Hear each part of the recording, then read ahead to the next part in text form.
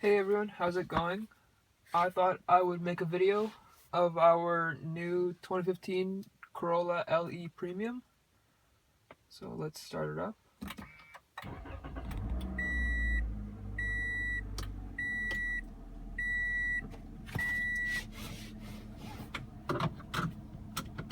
So as of right now we have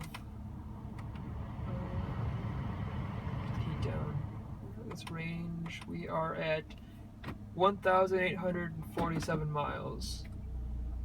And I think we've had it I think this is our 2 months we've had it. So mileage is pretty low, but my dad doesn't drive this much, so that's why. So I don't know if I've said this before, but I'm 18 and a freshman in college. So I took our 2012 Camry to school. So that meant my dad needed a car, so that's why we bought this. He was looking at actually a lot of stuff. We test drove the Altima, the Accord. We test drove a Nissan Leaf actually, which was interesting. What else did we test drive? We sat in a Fusion, but then we didn't even drive it because my dad didn't like how the center stack was. We didn't drive the new Camry because that was too similar to the Camry that we already have, so that's why we didn't buy that again. We drove a Passat, which I really liked. My dad didn't like, so that was out. And then we ended up kind of just falling into the Corolla, which his only two criteria was one, power seats, and two, having the screen for the calling, because he does that a lot, and he's a big proponent of not using your phone while driving, so that was super important, which is something he really used a lot in the Camry. So this pretty much fit the bill of what he wanted. It was they're affordable. A fully loaded Corolla like this is $23,000, and they're willing to deal, so it's easy to get $3,000-4,000 off. So it put it below like a base Camry, which is what we probably would have gotten if not for this, or pretty much any of the other family sedans. And for what you get, like a Corolla, I was thinking when he first said it something kind of crappy, but I was impressed. This one has leather, heated seats, navigation, sunroof, the LED headlights that come standard on all the Corollas. So I'm happy with what we got. It's definitely not a bad car. The heated seats, for one, are way more powerful than the ones in my mom's Lexus. These will get like uncomfortable and you have to turn them down a little bit. My mom's Lexus, you can barely feel them at all. And the navigation system is pretty strong. It's not bad, and I don't mind using it, but sometimes it's easier to use your phone. But it's nice to have. Definitely nice to have. So I thought, since I have some free time while I'm home on fall break, I would take the Corolla out for a drive. And then once I get onto like the little highway bit, I'll try and floor it and get some acceleration in. The CVT actually isn't bad. Like heavy acceleration, you can feel like the rubber, like not really a rubber band, but you can hear it. But if you keep the like RPMs around 2,000 when you're accelerating, it feels completely fine. It's quiet, and it's not bad at all.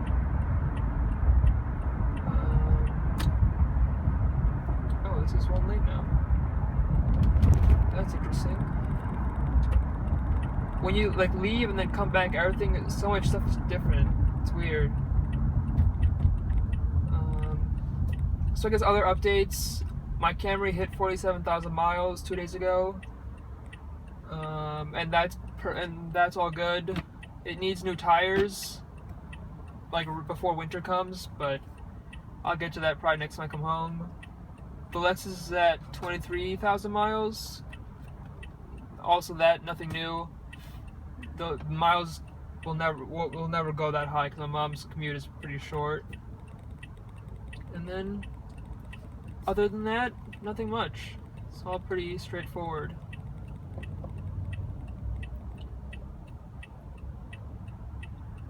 And now we just sit here and wait at a light.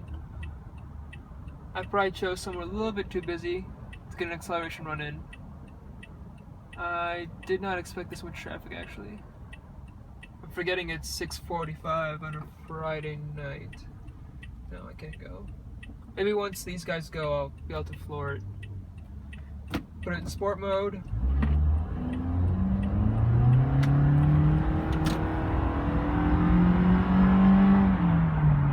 And that's 50.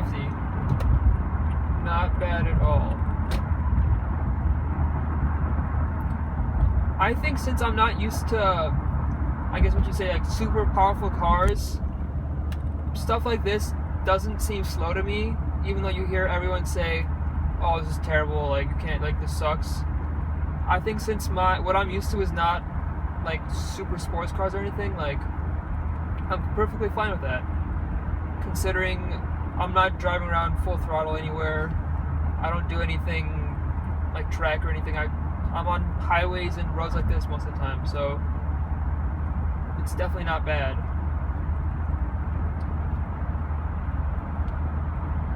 When I'm doing what, maybe 40, 43, 44, I'll put it back in drive actually, because I'm going to drop the RPMs.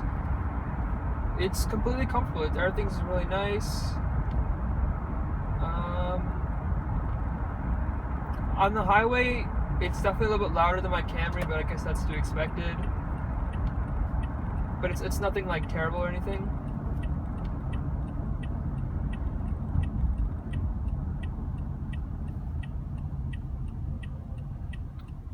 I think what I'm going to do is make a U-turn here and then go back around. Yeah, I think I'll try to make a U-turn. No idea how.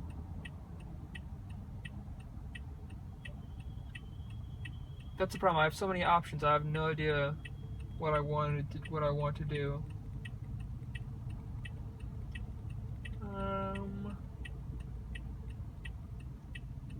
Let's see. Come on.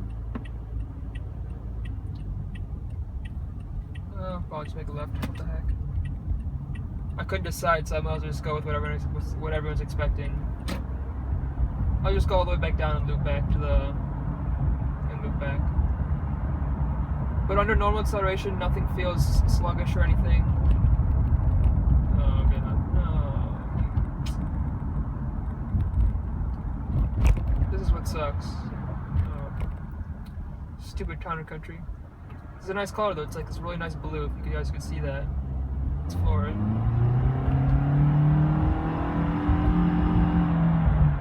That's 45 from, it might have been like 5-10 miles an hour. Though the sound isn't great, but you're not gonna have it floored for a long time, so it's perfectly decent. Let's make a left here.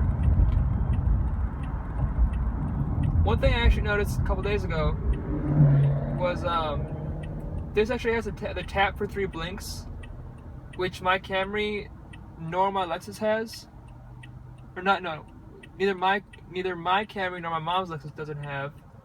So the first time I did it, I was like kind of confused, like what the heck? And then I realized, oh, that's 3 blinks. That's what everyone's always talking about. So now I kind of understand like why that's so helpful. But now, since I'm so used to just pushing the blinker all the way down, I always forget to use it whenever I'm driving this. So kind of a waste, but kind of cool at the same time.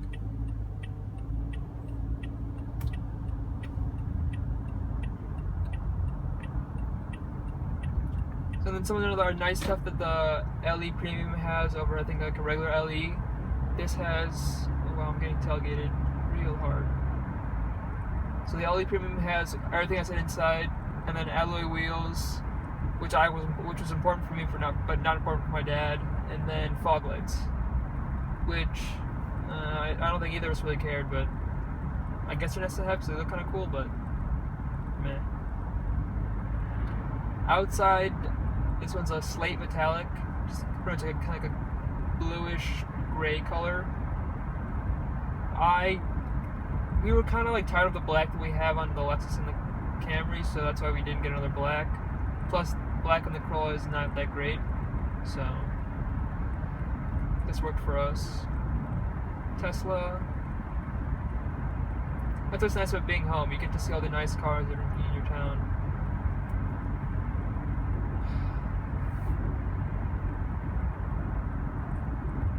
On the left.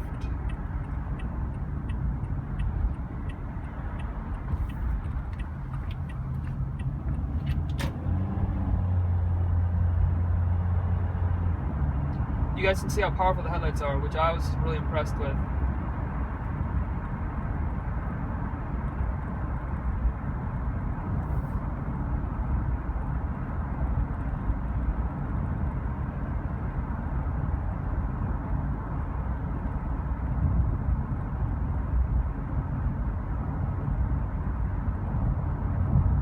Gas mileage also has been not bad for what it is, I guess. Right now, this tank, we are averaging 33.7. And I think when we hadn't calculated after a full tank, we usually end up getting around 33 or 34, which is pretty decent, considering my Camry's been averaging around 28 most tanks, and that's with me beating on it, so it's not terrible. Let's go to the head unit. Since we've had it, it's still got the Sirius XM for the 3 months, so it shows the traffic and everything. You go to the home screen, you can have your phone, since my phone's paired, but I don't have any contacts put in, so nothing shows up. You click on apps, navigation, audio, phone, messages, eco, setup, traffic, weather. Go to eco, it shows you like the little graph. We've been driving for 11 minutes. Range 208 miles. This tank so far we've driven 152, and we're still above a half tank. So that's not bad. Hit the auto button. And it's gonna keep the fans on high. I usually leave it on the navigation screen because it's kind of, sometimes when you're in unfamiliar areas, it's nice to see all the roads around you. This also has, it's park, reverse, and to drive, which is normal. The sport mode that you kick to the left, and then below sport, you actually can go down and then click B for engine braking, which I've never had before, and it's definitely interesting. It's nice when you want to brake without do some heavy braking without having to set on the brakes constantly. But then in a car like this, listening to the engine just kind of drone at like 3,000 RPM is not fun. So it's kind of like a win-lose situation. So that I haven't really used much.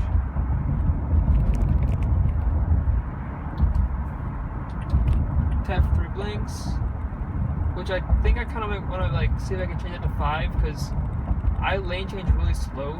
So then I always end up like halfway through the lane change when it blinks 3 times. That kind of is useless.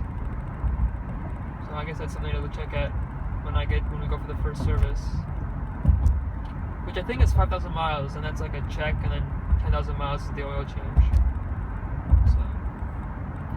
So there's some time to go before then.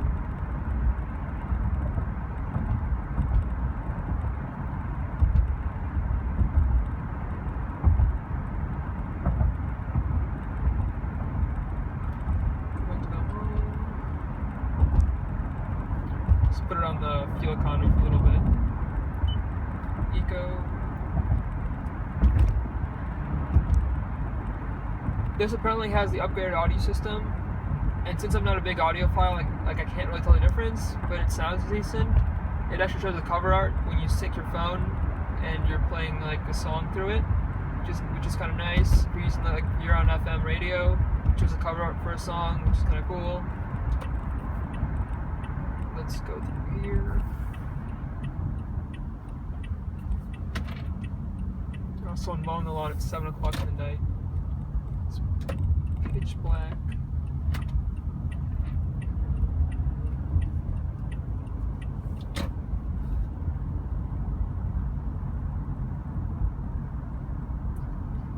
So I'm facing the wrong way.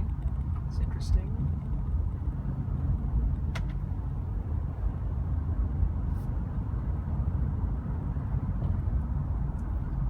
just sitting at a stop sign. 370Z.